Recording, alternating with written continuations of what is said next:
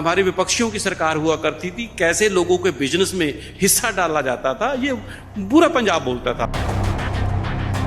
एक माफिया बना होता था जिसको लैंड माफिया बोलते थे। तो इनको पहले से पता होता था कौन सी जगह पे कौन सा प्रोजेक्ट आना है। किसान से तो सस्ती जमीन लेता था, लेकिन जिसको उसने आगे बेचनी थी, जिसने घर बनाना था, उसको बहुत यानी कि कई गुना रेट के ऊपर वो जमीन मिलती थी।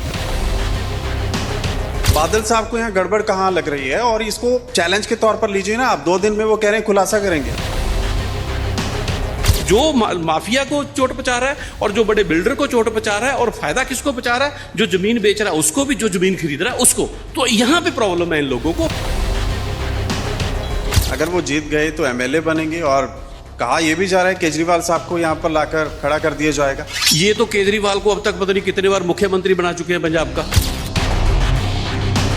नमस्कार, डे टू डे भारत में आपका स्वागत है। मैं हूं अमर। लुधियाना के दंगल में हम पहुंचे हैं और चुनावों को लेकर हर सरगर्मी आपको दिखाने की हम कोशिश करेंगे।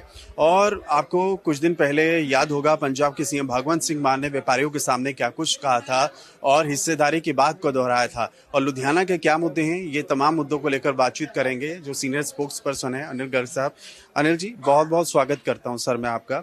अनिल जी, आज अगर लुधियाना की बात की जाए तो मुद्दे तो काफ़ी हैं, लेकिन एक मुद्दा जो मेरे जहन में लगातार ये चल रहा था, अब कल व्यापारियों के सामने ना सीएम साहब ने एक बात बोली थी हिस्सेदारी को लेकर। अब मैं हिस्सेदारी का किरदार ढूंढने की कोशिश कर रहा हूं, और कुछ लोगों से जब सवाल पूछे जाते हैं वो कह रहे हैं कि लैंड पूलिंग पॉलिसी जो 2025 है उसको लेकर फिर 2 दिन के बाद हम खुलासा करेंगे। यानी बादल साहब ने ये बात बोली है। अब मुझे समझ नहीं आ रहा कि मैं इस मामले में आरोप प्रत्यारोप की राजनीति के तहत सवाल पूछूं या पंजाब के हित की बात करूं। देखिए, पंजाब के हित की बात करें तो ज्यादा बेहतर रहेगा। चूंकि चुनाव हो रहा है तो रो प्रत्यारोप तो चलते ही रहते हैं।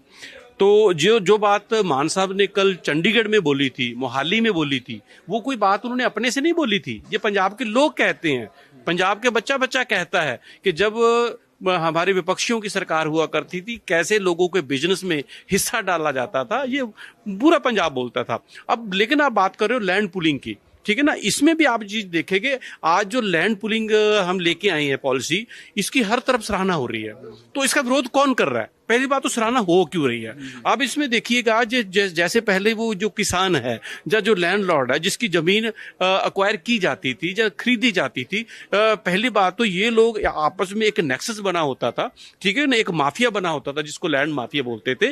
तो इनको पहले से पता होता था कौन सी जगह पे कौन सा प्रोजेक्ट आना है, तो औने पौने दाम के ऊपर एक किसान से जमीन ले ली जाती थी, ठीक है ना। तो उसका सबसे बड़ा फायदा उन बड़े बिल्डरों को होता था या माफिया को होता था जो किसान से तो सस्ती जमीन लेता था, लेकिन जिसको उसने आगे बेचनी थी, जिसने घर बनाना था, उसको बहुत यानी कि कई गुना रेट के ऊपर वो जमीन मिलती थी। लेकिन अब क्या है, जो हमारी लैंड पुलिंग पॉलिसी है, सबसे पहले तो इसमें किसी कोई छीना छपटी तो है नहीं है, कोई सीना चोरी तो है नहीं है। जो किसान या लैंडलॉर्ड इसमें पॉलिसी में के तहत अपनी जमीन देना चाहता है वो दे, जिसको नहीं देना वो नहीं दे। अब मैं आपको समझाता हूं इसमें कैसे उसको किसान को फायदा है। अब देखिए, नॉर्मली कलेक्टर रोड 30 लाख रुपया होता है, ठीक है ना। लुधियाना के आसपास में हम लोग देखें तो ज्यादा से ज्यादा 1 एकड़ का आपको 1 करोड़ रुपया मिल सकता है। 1 एकड़ में 4800 गज होते हैं, ठीक है कि नहीं। अब जो नए बाई लॉज हैं उसके मुताबिक 35% आप ग्रीनरी में छोड़ते हो, 15% में सड़कें वगैरह बनती हैं, तो बाकी 50% रहता है। इसको सरकार अपने लेवल पे डेवलप करेगी। उसमें आपको पानी देना है, सीवरेज देना है, इलेक्ट्रिसिटी, हर तरीके की डेवलपमेंट वहां पे होगी। और डेवलपमेंट होने के बाद जो 2400 बचा, उसमें से 1000 गज का रेजिडेंशियल प्लॉट और 200 गज का जो कमर्शियल प्लॉट जो वो किसान को वापस कर दिया जाएगा। बिल्कुल अनिल साहब, मैं देख रहा था आप भी कई डिबेट्स में इस मुद्दे पर खुलकर बोले, और पंजाब के सीएम को लोगों ने सुना भी है।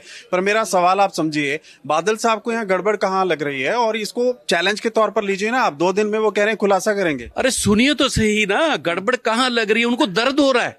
दर्द इसलिए हो रहा है कि वो लैंड माफिया जिनको वो सपोर्ट करते थे, वो बड़े बिल्डर जिनको वो सपोर्ट करते थे, ठीक है ना, आज उनका धंधा पानी बंद हो रहा है, ठीक है ना। आपने मेरी बात टोक दी बीच में। मैं आपको बता रहा था, किसान को वो 1000 गज जो जमीन दी, उसको आप 30,000 रुपए का भी रेट लगा लें तो आप उसको 3 करोड़ रुपया हो गया। जो 200 गज कमर्शियल दिया उसको आप 60,000 गज से लगा लें तो 1 करोड़ 20 लाख रुपया हो गया। तो अदरवाइज उसने जो जमीन बेचनी थी 1 करोड़ की, अब उस किसान को मिल गया 4 करोड़ 20 लाख रुपया। अब तो आप जैसे लोग, मेरे जैसे लोग एक सपना संजोए हुए हैं कि लुधियाना जैसी सिटी में मेरा अपना घर हो, तो क्या आज की डेट में आप अपना जगह खरीद सकते हो? कतई खरीद नहीं सकते हो। तो नेचुरली जब लैंड पूलिंग के थ्रू वो जमीन आएगी तो उसमें बड़े बिल्डर नहीं होंगे, उसमें लैंड माफिया नहीं होगा, तो आपका और मेरा सपना वो सच हो सकता है। तो यही सबसे बड़ी इन लोगों के लिए प्रॉब्लम है, जो माफिया को चोट पहुंचा रहा है और जो बड़े बिल्डर को चोट पहुंचा रहा है, और फायदा किसको पहुंचा रहा है? जो जमीन बेच रहा है उसको भी, जो जमीन खरीद रहा है उसको। तो यहां पे प्रॉब्लम है इन लोगों को, क्योंकि इनकी सरकारों में हर तरीके का माफिया चलता था, drug mafia, land mafia, sand mafia, cable mafia, transport mafia. तो उनको तो दर्द होगा ना भाई। अच्छा, दूसरी चीज ये अरोड़ा साहब को लेकर सवाल पूछता हूं मैं आपको लगता है उनकी बलि दी जा रही है? अगर वो जीत गए तो एमएलए बनेंगे, और कहा यह भी जा रहा है केजरीवाल साहब को यहां पर लाकर खड़ा कर दिया जाएगा। ये तो केजरीवाल को अब तक पता नहीं कितने बार मुख्यमंत्री बना चुके हैं पंजाब का। तो इनके पास मुद्दे है ही नहीं है। जो वो मुद्दे, ये बात करें ना विकास की, ये बात करें आज स्कूल की। आज देखिए पहली बार हमारी सरकार में ये हुआ है कि हमारे 44 स्टूडेंट्स जेईई एडवांस को क्लियर करते हुए आईआईटी में गए हैं। इनके समय में कोई क्या क्या? अब आप मेरे को बताइए, आज पहली दफा हमारी सरकार में 600 यूनिट बिजली का फ्री मिल रहा है, 90% लोगों का बिजली का बिल जीरो आ रहा है, और खास करके जो जनरल कैटेगरी उसको पहली दफा ये यानी कि फैसिलिटी मिली है। इससे पहले कभी मिली? आज आप किसी हॉस्पिटल में जाके देखिए, बड़ी बड़ी कतारें वहां पे लगी हुई हैं। क्यों लगी हुई हैं? क्योंकि इनके समय में तो पैरासिटामोल की गोली नहीं मिलती थी वहां पे। आज वहां पे दवाइयां मिलती हैं, टेस्ट फ्री मिलती है, सब कुछ मिलता है, इसलिए वहां पे लाइनें लगी हुई हैं। अनिल साहब, मैं आपको जानता हूं, आप काफी तेज तर्रार नेता हैं और बहुत अच्छा बोलते हैं, लेकिन सवाल का जवाब दीजिए। मैंने सीधा सा सवाल आपसे पूछा है, अगर अरोड़ा साहब यहाँ जीतते हैं तो विधायक बन गए, तो उसकी जगह राज्यसभा सीट खाली हो गई, हाँ ना में जवाब दीजिए, केजरीवाल यहाँ पर आएंगे या फिर नहीं? देखिए, ये तो पार्टी ने फैसला करना होता है। सबसे बड़ी बात, जैसे कल अरविंद केजरीवाल ने बोला, यदि अरविंद यानी कि संजीव अरोड़ा जी जीतते हो, सिर्फ विधायक नहीं है, उनको मंत्री बनाएंगे।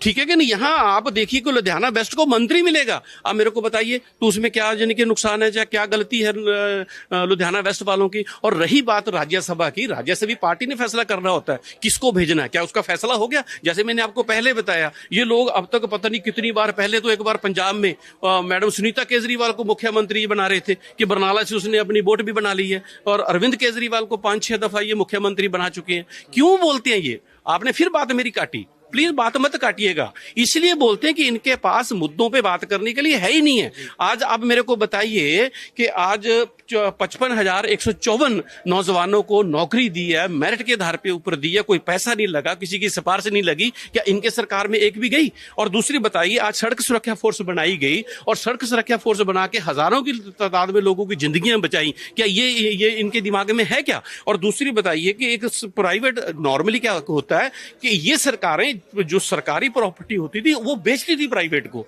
ये पहली दफा हुआ कि हमने एक प्राइवेट थर्मल प्लांट को खरीद के सरकारी हाथों में लिया। इनकी सरकार में ऐसा हुआ क्या? आप मेरे को बताइए। ये नहीं है इनके पास, ये मुद्दे ही नहीं है इनके। तो इसलिए इनके पास जब मुद्दे नहीं है तो ऐसी वैसी बातें करेंगे जो आप बता रहे हो। लुधियाना का क्या विजन है आम आदमी पार्टी का? लोगों के लिए क्या खास है? लोगों के लिए खास ये कि हमारे, जैसे मैंने बताया, ये तो जो सपोज को जिन मुद्दों की मैं बात की, नौकरियों की बात की, रोजगार की बात की, बिजली की बात की, स्कूलों की बात की, मैंने दूसरा है हॉस्पिटल्स की बात की, सभी के लिए। लुधियाना क्योंकि इंडस्ट्रियल हब है, आपने कल ही देखा कि हम लोगों ने जो 75 साल में कभी नहीं हुआ, ऐसे क्रांतिकारी कदम उठाए हैं, ऐसे दिलराना कदम उठाए हैं कि हमने एक ऐसा पोर्टल लॉन्च किया है पंजाब उद्योग क्रांति के नाम से, जहां पे आप देखोगे कि 45 दिन में ये चीजें आज तक, अब गुजरात को सबसे बेस्ट मॉडल मानती है बीजेपी, कर्नाटका तेलंगाना को सबसे बेस्ट मॉडल मानती है कांग्रेस, वहां हुआ क्या? लेकिन पंजाब में ये होगा कि आप अब इंडस्ट्री के लिए जो भी इन्वेस्टर अप्लाई करेगा 45 दिन के अंदर अंदर उसको अप्रूवल मिलेगी, और इसमें बिल्कुल 0% चांसेस रहेंगे किसी भी करप्शन के। और ऐसा फास्ट सिस्टम मेरे को बताइए किस सूबे में है? 125 करोड़ वाला 3 दिन में वो लेटर ले लेगा जो आप जारी करेंगे, लेकिन सवाल ये है कि 25 लाख वाला भी आएगा, 25,000 वाला भी आएगा, उसके लिए 3 दिन का ऑफर क्यों नहीं है सर? नहीं, देखिए ये मैं आपको बता दूं, 5 करोड़ से लेके, नॉट 125, ठीक है ना, 5 करोड़ से लेके 125 करोड़ तक का जिसका इन्वेस्टमेंट होगा मशीनरी के ऊपर, इन प्रिंसिपल इसको बोलते हैं, वो उनको अप्रूवल मिल जाएगा, अपना बिजनेस वो शुरू कर सकता है। और अगले 3 साल में उसको सारी जो रिक्वायरमेंट्स है उसको पूरी करनी है, ठीक है कि नहीं? इसमें 95% जो बिजनेस है, ठीक है ना, इन्वेस्टर्स हैं, वो इसमें कवर होते हैं, बाकी के सिर्फ 5% ही रह जाते हैं, इससे ऊपर वाले या इससे नीचे वाले। सो मेरे कहने का मतलब है 95% जब आप पॉपुलेशन को केटर करते हैं तो एक बेस्ट पॉलिसी है। Thank you sir, thanks for your time. Video journalist Rajat के साथ अमर शर्मा की रिपोर्ट, J2Day न्यूज इंडिया।